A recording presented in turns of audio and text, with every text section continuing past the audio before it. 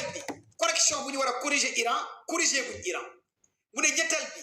Iran jàngul dara ci américains yi mu ne ñeenteel bi ba léegi Iran mu ngi continuer di dëgër bopp mais nag on va les corriger lii la Trump mujjee wax ci tweetam bi barke démb kon États-Unis pare na pour corriger Iran gars yi tapoter et partage live les Américains ils ont décidé à la fin de corriger Iran lii nag moo waral tey Trump ne waa Corée du Sud fexe leen ngeen dugg ci guerre bi parce que les Européens ñoom nee nañ opération bi Trump bugg a def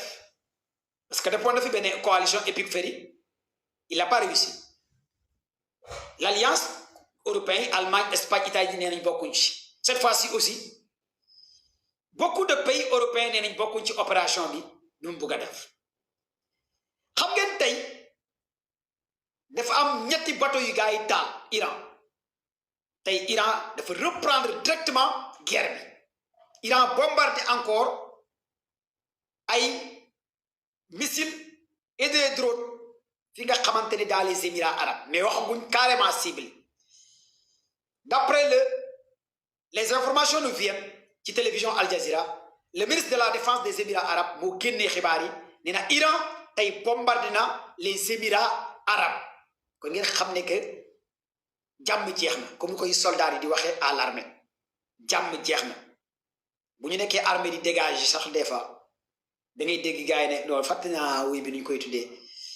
jàmm jeex na non gars yi soldats yi gars yi bindal ma wuy boobu boobu dañ doon nekk 3 heures du matin ci digg àll bi war a dégager dugg bango gars yi di woy jàmm jeex na wala des fois ñu kite guddi camp bi war a génn gars yi di wax jàmm jeex na moom jàppale caporal bi mu ñuy toroxal caporal bi dalay toroxal ba nga métti jàmm jeex na gars yi bindal leen ma comment woy bi nu mu tudd ana soldats yi ci laay bi fii ay civils kese ñoo fi nekk et des civils aviés y a pas de soldats ici jàmm jeex na oh j'ai oublié waaye man benn woy bi laa fàttewul ne boobu woyu joolaa la jinjili saafule si njaaya jinjili janjala wonjala ban bu leen ma jooyloo ndeysaan xale bi laa yaakaar xale bi moom laa waxoon moom laa bëgg ma di ko bëgg yow ma di ko toppatoo mel ni sama yaay moom laa bëgg soldat yi dégagé boobu dama ko mënoon waaye dégagé jinjili saafule si njaaya jinjili janjala wonjala ban bu leen ma jooy ndeysaan boobu Ibrahima Jeeju moom ma ko jàngaloon sama benn classe de guerre joolaa yi xam ngeen lan lay teg jinjili saafule si njaaya jinjili janjala wonjala ba bu leen ma jooyloo ndeysaan xale bi laa yaakaar xale bi moom laa waxoon moom laa bëgg ay nga di ko bëgg nga di ko toppatoo mel ni sama yaay soldats yi one love à tous les militaires non jaar armée dafa neex barke rasulillahi nekk soldat dafa neex góor yàlla yi dëgg ñu ngi ci armée moo tax dëkk bi bëri ay góor jigéen dëkk bi moo tax mu bëri ay góor jigéen parce que góor jigéen yëpp la majeure partie sont des civils mais góor yàlla yëpp ay soldats lañ wallahi lazim kon donc lii entre parenthèses la woon gars yi partagé leen live bi pour ngeen mën a comprendre un peu mais États-Unis tey dañoo reprendre dem fi nga xamante ne mooy détroit d'Ormuz jiital benn navire Corée du Sud mu war a jàll waa Iran taal ko y a plus de 25 personnes yoo xamante ne jot nañu information dee nañ 25 personnes Iran confirmé na taal na ñetti navire américain benn bi moo nekk en feu beneen bi laaluñ ko États-Unis nee na benn navire américain laaluñ ko te Iran a confirmé que attaqué na ñetti navire li nga xamante ne américain yi tey fi nga xamante ne mooy détroit d'Ormuz kon ngeen xam ne l'heure est grave l'heure est grave et c'est hyper important pour ngeen xam loolu les américains ñoom nee nañ seen benn navire de guerre taaluñ ko américains yi loolu la ñuy wax ñu ne bombardé wuñ benn navire de guerre attaqué wuñ seen benn navire de guerre mais les gardiens de la révolution ñoom confirmé nañ que ci navire yi ak États-Unis naroon indi ci détroit d'Ormuz taal nañ ci ñett mais benn bi la ñu gën a endommagé lii les gardiens de la révolution aussi xamal nañu américains yi bu ñu approché détroit d'Ormuz Iran nag tëj na définitivement détroit d'Ormuz léegi détroit d'Ormuz bi américains yi war a dem Iran tëj na ko tey da koo tëj carrément xam nga bu njëkk Iran da ko doon tëj partiel gars yi tapatale ngeen partager le live moo tax ma ne leen l'heure est grave entre les Américains et les Iraniens parce que guerre bi reprendre na tey 4 mai l'an 2026 on signale le live gars yi tapatale ngeen partager live s'il vous plaît. Merci à l'assistant technique TikTok de sécuriser et de bien protéger notre live. Aïssatou, merci pour les cadeaux, les fleurs, les cœurs. Mes followers, mes amis, mes frères et sœurs, merci. Merci encore de plus. Assia Touré, merci. Partagez-les, mon gars, s'il vous plaît. Donc, gars, classe de guerre, merci. Commandant, merci. Qui sont ma classe de là. Donc, gars, lu ñu leen di jox comme xibaar mooy Iran jot na bombardé les Émirats arabes tey waa Émirats arabes Iran bombardé na leen tey Émirats arabes nee nañ jot nañ intercepté 4 missiles iraniens ak ay drone waa Iran mais Iran nag wax confirmé wul bombardement yi Émirats arabes wax mais les Émirats arabes par le biais du ministre de la défense ñoom ils ont confirmé que day Iran jot na leen attaqué nee naa leen États-Unis mu ngi waajal moom ak Israël pour attaquer li nga xamante ne mooy Iran moyen de 24 heures voire 48 heures Iran nag tëj nag totalement détroit d'Ormuz Iran espace aérien bi 2/3 à part des vols commerciaux dafa activer lépp luy système de défense anti-aérienne am tey Israël activé na lépp luy système de défense anti-aérienne tey Israël dafa activer lépp luy système de défense anti-aérienne parce que Israël xam na ne bu bombardé moom ak États-Unis Iran tey ci guddi wala suba Iran day riposter envers Israël kon l'heure est vraiment grave ci waxtu yu ñu jëm ci temps bu ñu jëm parce que gars yi pare nañ pour laale waat lii mooy li nga xamante ne am na jamono ci may artu di wax ak yéen et c'est hyper important ngeen am ko comme xibaar comme information y a des combats nag des combats très farouches yi am entre Hezbollah ak li nga xamante ne mooy Israël mooy combat de sol mooy bataille guérilla bu métti moo am entre li nga xamante ne armée Hezbollah ak li nga xamante ne mooy armée Sha'al mais cette fois-ci nag sont des combats rapprochés yu am yoo xamante ne gars yi ñu ngi laale yu métti jamono ji may wax ak yéen entre Sha'al Israël ak li nga xamante ne mooy Hezbollah et c'est hyper important pour ngeen am loolu comme xibaar comme information live nda direct honorable député Cheikh Bara Ndiaye maa ngi lay ziare bu baax moom du tardé sama live ak soxnam seeg waa këram yépp su koy 35 yi wax nga dëgg de su koy 35 yi dina ñëw non su koy 35 yi 2028 lay ñëw incha allahu rabbi su koy 35 yi du gaaw a génn yooyu dañ instant yi nii du gaaw a génn instant dañ jël drone yi rek bu ñu bàyyi ba 2028 war a dugg 2029 voilà foofu su koy 35 yi dina génn ak B52 yi ak missile hypersonique missile balistique yi foofu lay génn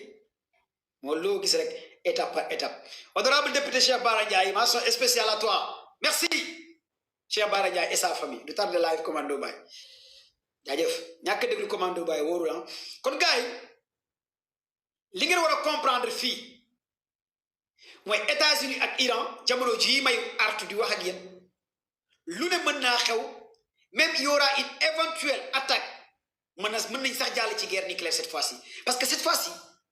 les Américains dañoo ne ñoom Iran du enrichir uranium bi États-Unis dafa waat ne Iran du enrichir uranium bi muy benn Iran nee na dina enrichir uranium bi les Américains nee nañ seen base militaire yi du quitter région bi Iran nee na base militaire américaine dañuy quitter les Américains nee nañ Iran du gérer détroit d'Ormuz Iran nee na détroit d'Ormuz da koo gérer totalement ci loxoom lay nekk les Américains nee nañ Iran day wàññi missile balistique yi muy pour fournir di ko créer Iran nee na missile balistique yi du ci éliminer dara kon donc gars yi la confrontation est inévitable parce que sax si c'est dafa amatul kon képp kuy jullit na nga ñaanal Iran man nag li may joxe xibaar information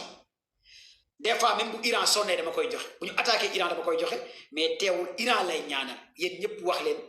Iran ne tombera pas comme ni ma yàgg waxee Mali ne tombera pas Iran ne va jamais tomber ne ñaanal Iran parce que gëm naa ne cette fois-ci ragal naa li Israël ak États-Unis nar a def Iran loxo dina dara gémbe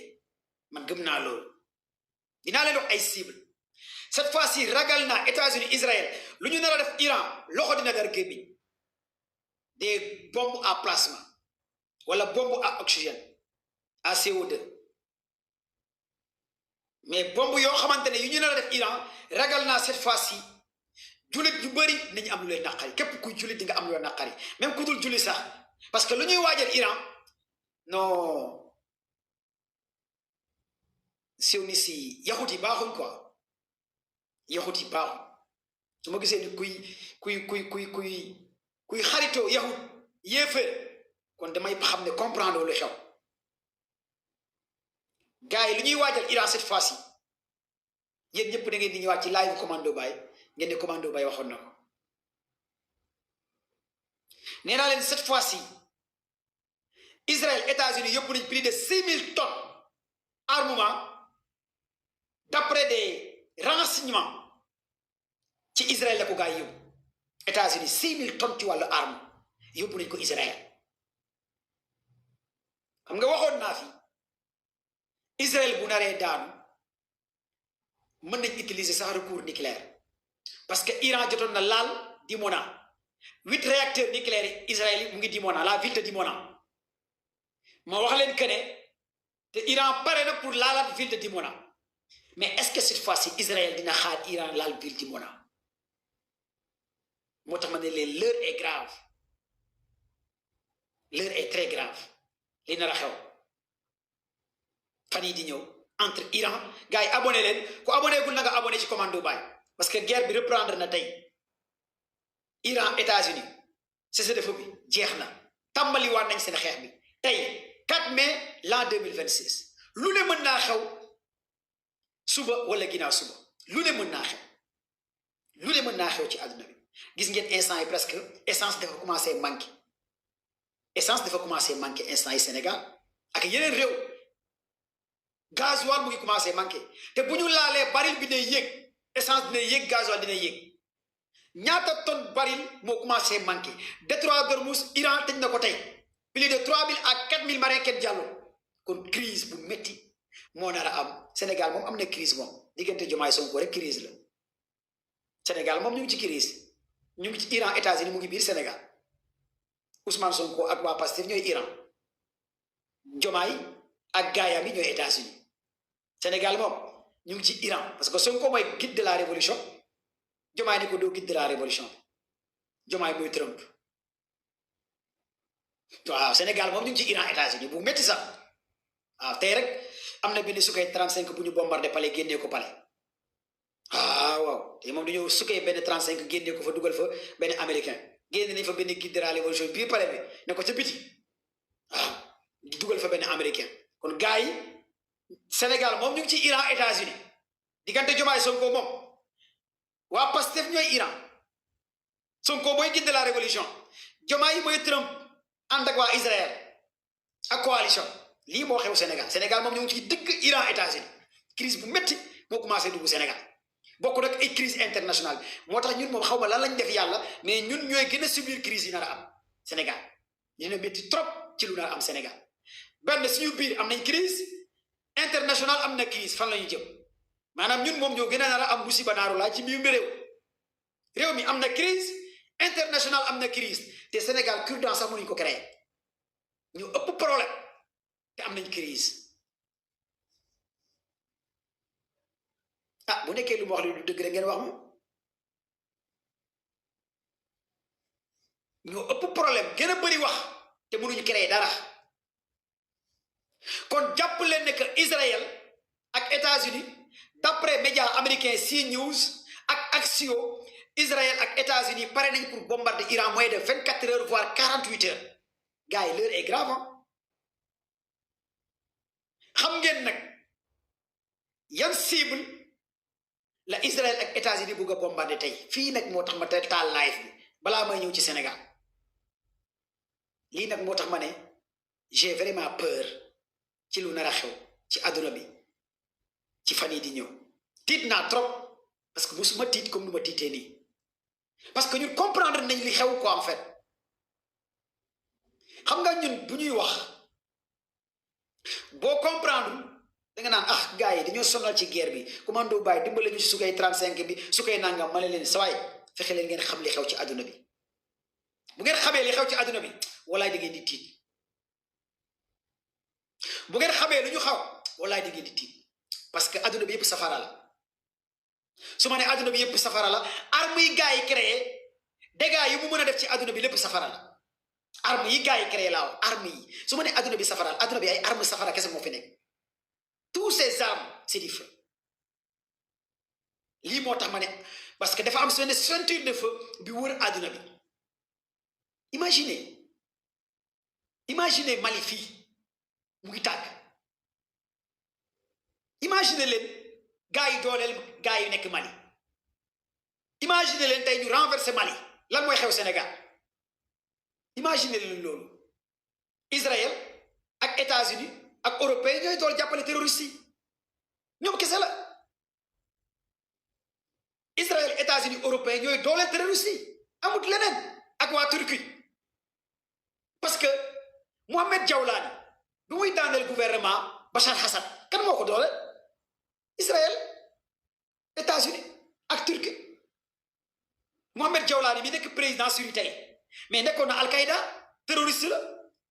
plus de 15 000 combattants la gars yi Italie utilisé ak ay chars de combat ku leen jox chars de combat yi terroriste yi bi ñuy daaneel gouvernement Bachar Assad terroriste yi ku leen jox chars de combat européens yi la américains yi ak waa Turquie amul keneen ñu renversé gouvernement Bachar Assad ña ñoo fa nekkoon waa Al-Qaïda ñoo ànd ak Mohamed Jawlani Al-Qaïda ñoo nekk ca Mali ña ñoo fa nekkoon jihad islamique nekk ca Syrie ñoo nekk ca Mali nekk ca Niger ña ñoo fa nekkoon jin bi nekk ca Mali moo nekk ca Libye nekk ca Syrie ña ñoo fa nekkoon front libération Azawad ay même naar lañ naaru Azawad yooyu bàyyeekoo naar yàqalu bâche yooyu ñoo nekk en même temps ci Syrie ce sont ces mêmes front libération Azawad yi nekk ca Mali ñoo nekk ca Syrie mais imaginez ça européens par le biais de ukrainiens yi di leen dooleel les ukrainiens ñoo leen di dooleel ñooñu tey Iran États-Unis laale européens ukrainiens yi renforcer ña leen dooleel leen lan moo nar a xew en Afrique après moo tax ma ne j'ai vraiment peur ci lii raam parce que boo comprendre lii raam ak li xew day da ngay tiit ci yàlla ay da kay merci ci partage bi gars yi partagez le live s'il vous plaît tapote la ngeen partage live vous êtes 2000 personnes sur le live boo xamul li xew nag parce que ñee dañoo xaar Iran États-Unis déclenché rek pour ñu dugg Mali lii moo nar a xew instant yi Iran États-Unis bu laalee bu métti gars yi dañuy dooleel gars yi ca Mali Ukraine européen dinañ dooleel terroriste yi ca Mali barke rasulillahi waxuma pour waxantu xam nga le 8 le 7 le 8 le 9 mai trêve day am diggante Russie ak Ukraine si dafa day am parce que y a une fête qui est là-bas mais dès l'instant que Iran États-Unis laale jàpp leen ne que les pays des Émirats arabes ñooy jàppale terroristes yi ukrainiens yi européens dinañ jàppale terroristes yi ca Mali ca Burkina ca Niger lii moom dama leen koy wax ngeen teg ko ngeen téye ko d'abord bis bu gars yi laalee gars yi dinañ yëngal encore Mali Burkina Niger parce que tout est calculé maanaam ñoom bëgguñ mbir mi am réflexion amu ci bëgguñ kenn focus dañoo bëgg bu gars yi laalee rek fële day tàkk Mali day tàkk Niger day tàkk Burkina day tàkk lu leer laalee dox tout est calculé les éléments front Azawad ancien MNLA Touareg yi jin yi nekk ca Mali ñoo nekk fële ca Libye ñoo nekk fële ca Syrie ñoo nekk les sponsors ñoom lay Ukraine ak européens yi di dooleel lii ngeen war a comprendre jamono ji may wax ak yéen moo tax mention spéciale à armée sénégalaise la gendarmerie suñu frontière yépp ca Tamba ca Kédougou ca Kidira ca Matam dañ ko gën a renforcer mention spéciale à l'armée sénégalaise dañu gën a renforcer gars yi jamono ji may wax ak yéen melentaan sax yoo sax boo xawee naaw gars yi du wàccee la armée sénégalaise dañoo gën a renforcer tous ces frontières loolu moom c'est à saluer parce que dans benn ceinture de feu bi ñu wër la gendarmerie nationale mention spéciale Garci les éléments de Garci félicitations à ñu ngi taxaw carrément lekkuñ naanuñ ñu ngi taxaw di renforcer l'armée nationale mention spéciale waaw ñooñu ay góor yàlla lañ il faut les encourager gars yi bindale ma ci commentaire yi mention spéciale à l'armée nationale sénégalaise félicitations à la gendarmerie nationale les éléments de garde félicitations à l'armée bindale ko ci commentaire yi ngeen encourage suñu armée bi peut-être yéen a ngi fi di nekk di wax ci ay góor jigéen nekk ci ay détails ci ay góor jigéen mais gars yaa ngi liggéey bu mucc ay pour aar Sénégal pour ñàkk Sénégal waaw armée seule armée nationale seule parce que instant yi y a une ceinture de feu bu ñu wër boo xamante ne l'heure est vraiment grave la Garci félicitations la Garci am na ñu bëri xamuñ Garci mais Garci sont des éléments de la gendarmerie très puissants gars yu ay des éléments de la gendarmerie bu tudd Garci mais gars yu taxaw ak armée nationale mention spéciale à l'armée sénégalaise kon donc li ngeen war a comprendre ci lii mooy reprise guerre Iran États-Unis tàmbaliwaat na tey la guerre bi tàmbaliwaat entre américains yi ak iraniens yi kon lu ne mën naa xew nee naa leen guerre États-Unis Iran bi bu tàmbalewaatee sama xel demul sax ci Iran États-Unis sama xel ci Mali lay dem parce que xam naa lan la gars yi di waajal ca Mali ak Burkina ak Niger fale bu tàkkee rek dañuy taal fale lii mooy seen plan les terroristes lii mooy seen plan les européens et les ukrainiens ak gars yi leen di sponsoriser di leen jàppale ñoom dañoo soxla coordonner affaire yi nga xam ne affaire bi du ñu may gars yi temps de réflexion lii mooy lu am alhamdulillah ginnaaw bi tey Sadio Camara Assimi Goïta jëlee lenge yépp teg ko ci mbaggam ne moo jël poste Sadio Camara wala renseignement moom Assimi Goïta moo ko géré il a compris te jàpp na ñu bëri ci armée Mali ñi nga xamante ne aussi renseignement Mali ay politiciens par rapport ak li xewoon le 25 avril kon félicitations les femmes l'armée malienne ak aussi Africa Corps quand je parle Africa Corps c'est l'armée privée russe di dooleel Mali di jàppale Mali mais mention spéciale armée Mali en partenariat avec Africa Corps parce que liggéey nañ liggéey bu mucc ayib ci ville bu nekk Kati ak Kidal ak Bamako ak Savaré kon mention spéciale à l'armée femme Mali Mali ne tombera pas et Mali ne va jamais tomber lii il faut que ngeen xam ko d'abord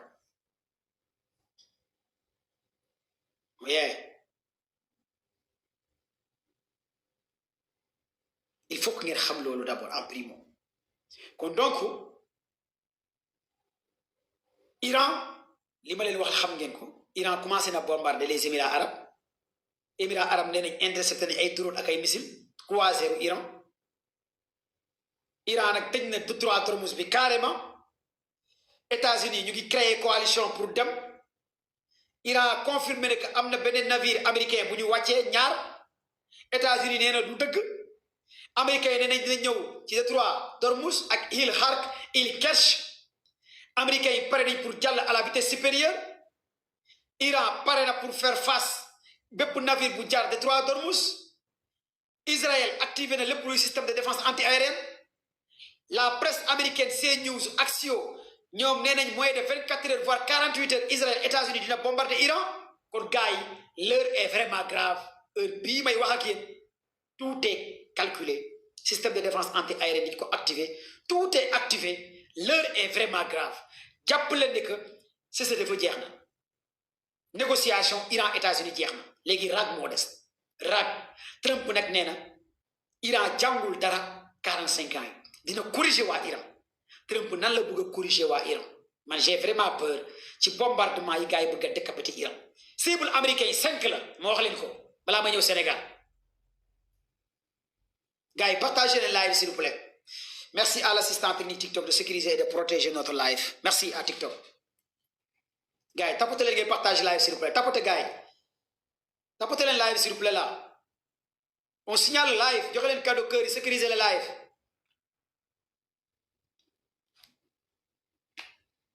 ana les amoureux de la géopolitique ana gars yi bëgg géopolitique xoolal kii moom di reetaan dama lay bloqué de où sont les amoureux de la géopolitique très bien Fall Yaram waaw très bien Fall Yaram merci pour avoir partagé la yow nit nga Mor Diaw merci yow nit nga képp ku partagé nit la très bien jaajëf honorable député Cheikh Bara Ndiaye sama xarit ziare naa la baax Cheikh Bara de sama live moo ko dàq seetaan du tàgg samay live Cheikh Bara Ndiaye honorable député man rek lay topp bu ma live wul sax day woote mais commando doo live lu ngeen di toppee Cheikh Bara yéen ñëpp noonu la may Cheikh Bara di toppee honorable député Cheikh Bara Ndiaye ak jabaram ak waa këram soxnam taalibe bi honorable député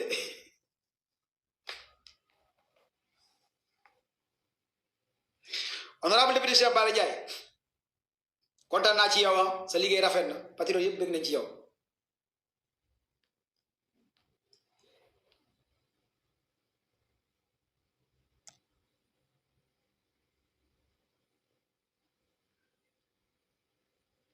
kon gars yi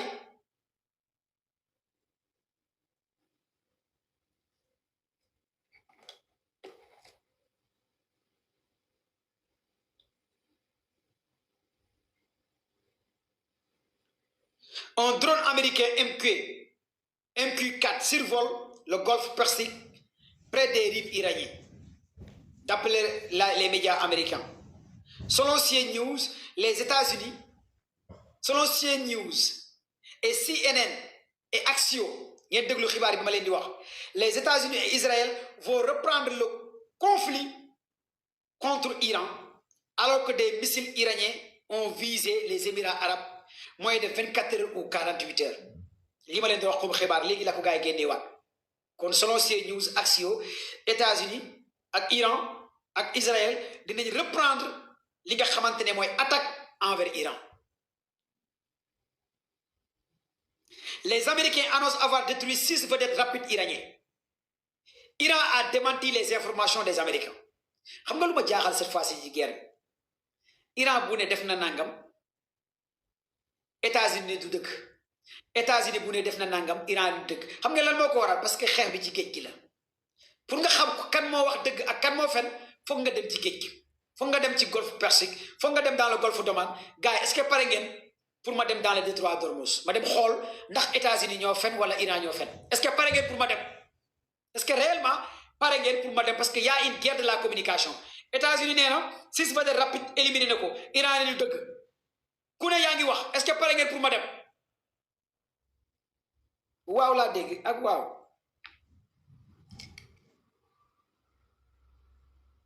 bu nekkee pare ngeen pour ma dem bind leen wii pare nañ pour nga dem ma xool est-ce que pare ngeen pour ma dem vérifier les informations parce que selon les médias américains yi nee nañ 6 vedettes Iran taal nañ ko Iran nee na ñaari navire américain taal na ko États-Unis nee na Iran lu mu wax du dëgg Iran nee na lu États-Unis wax du dëgg te gaa yaa ngi laale ci Émirats arabes nee na Iran jot na bombardé ay missiles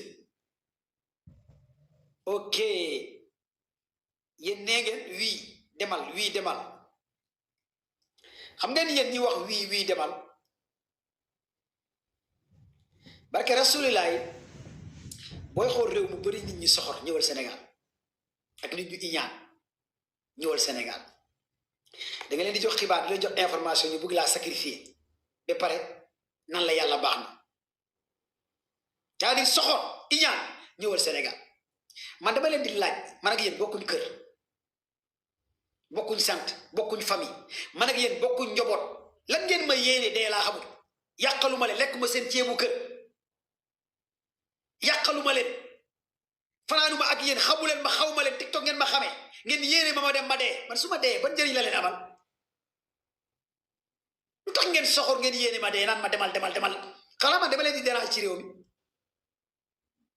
xanaa man dama leen di dérange man lan laa leen di dérange ci Sénégal ba ngeen yéene ma dem quoi ñëpp naan demal ah ku ma dérange kañ dama de man maa ngi dër sax te musuma dër parce que non dee dafa garaw maa ngi xaar ma naan do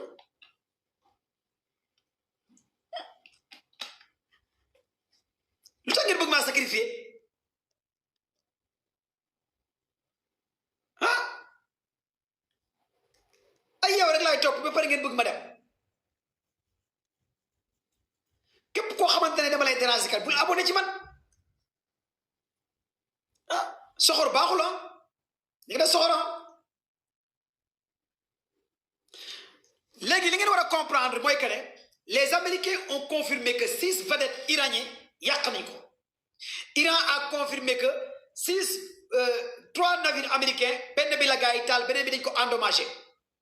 États-Unis ne Iran laalu dara Israël plus de 6 000 tonnes d'armement dem na Israël dafa activer défense anti-aérienne les deux médias américains